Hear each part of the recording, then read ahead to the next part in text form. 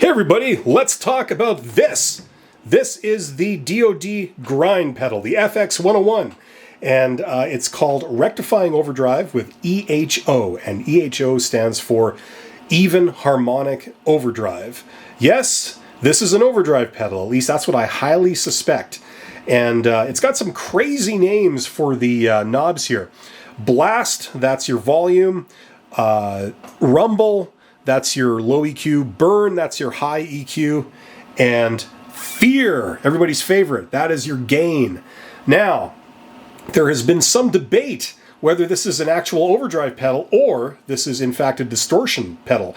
And to my knowledge, in 2023, the schematic of this, the definitive schematic has not been found or released, so we can only guess. But in my experience, I believe this is actually an overdrive pedal like the name suggests. However, there's one little twist to that. I think, based on playing this, that a typical overdrive pedal, you have gain that goes from here to about there. Now this thing, the gain just keeps on going. You can crank this gain right up, and I suspect when some people do, they think it's a distortion pedal because it sounds so nasty and so fuzzy that you would think it sounds like distortion. It's a distortion circuit. But my opinion is that this is, in fact, an overdrive circuit. And if anyone out there can shed some light on that, please let me know. Now, that's just based on my experience playing through it and how it sounds. Let's talk about this for a little bit. This pedal actually sounds pretty good. For an analog DOD effects pedal, this actually sounds pretty good. I've tried a lot of DOD stuff, and most of them, when it comes to overdrive boxes and distortion boxes, they do not sound good. This one sounds halfway decent, especially when you turn it down, you turn the gain down.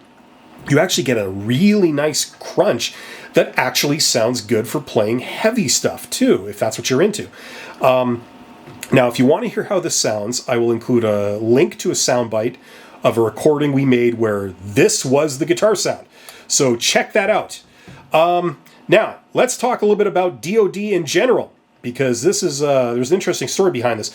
I would not recommend this pedal to anyone who is a serious gigging musician for playing live, for two reasons. Number one, you put this thing right next to a typical Boss pedal, even an analog Boss pedal of the same period, and the Boss pedal is pretty quiet.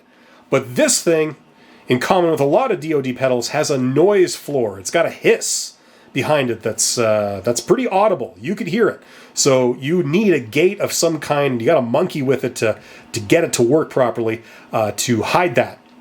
The second reason I would not recommend playing something like this live is because, in my opinion, it is just not rugged enough. You put a Boss pedal live, you could stomp on that thing as hard as you can, you could kick it around, and it will take the punishment. This thing, in my experience, does not. For a start, you have this kind of foot switch here. This is plastic, and underneath this is an extremely light-duty, tiny, momentary push-button switch, and those break easily. In addition, when you open up one of these pedals, usually what you see is DOD used some pretty thin conductors, thin wires that go from the jacks and the switches to the board. And if there's just a little bit of vibration or play or anything on the inside, it can rub through the insulation, it can short the conductor to the chassis, you get a ground, and your pedal stops working. So these, in my opinion, and in my experience, just don't have the ruggedness you need to play live if you're a serious musician. But your results may vary if you really take care of it and are careful. Check out the soundbite if you want to hear how it sounds. Thanks for watching, and I'll see you on the next one. Take care.